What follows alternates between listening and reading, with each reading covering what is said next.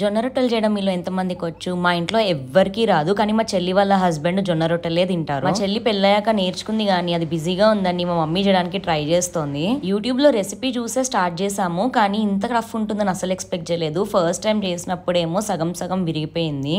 సరే ఇలా కాదు, ఒక ప్లాస్టిక్ పేపర్ మీద ఆయిల్ రాసి చేస్తే మంచిగా వస్తుంది అనుకుని ట్రై చేస్తే మొత్తం మొత్తి ప్యాన్ మీద పెట్టే టైంకి అసలు ప్యాన్ మీద ఏదీ రాలేదు. మొత్తం ఆ ప్లాస్టిక్ పేపర్ కే అతుక్కుపోయింది. సరే ముచ్చటగా మూడోసారి ట్రై చేద్దామని చెప్పి ఆ పిండి మొత్తాన్ని బాగా కలిపి మొత్తం డ్రై పిండిల్లో అద్ది మళ్ళీ ఒత్తింది. ఈసారి రొట్టెల కర్రతో ఒత్తి దాని తర్వాత చేత్తో కూడా ఒత్తింది. సరే మంచిగా వచ్చింది కదా తీద్దాం అనుకున్న టైంకి డబాలని 2 ముక్కలుగా విరిగిపోయింది.